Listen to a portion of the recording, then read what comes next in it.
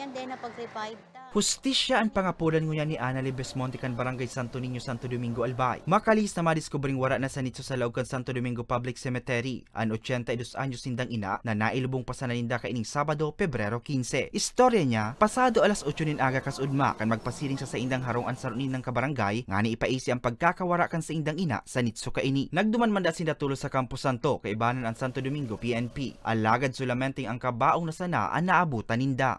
Daan nga yan so taon ngayon ni Nanay Boda nga nasa luwas.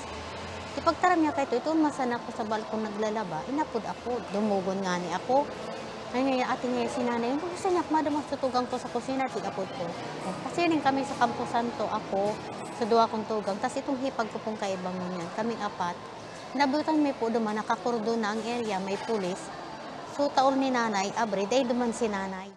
Sanggatos metro ang distansya hali sa nitso sa nasabi man na barangay na ako ang nakatiulob ang biktima na panunindugi, bararian bitis, asin may lugad ang pando. Sigun kay Anali, sundo ngunyan, dainin dahunao na mangyayari ini sa indang ina. Day man asindang ikanag na mahalo na gamit sa kabaong kaini na pwedeng pakinabangan kan kagibo.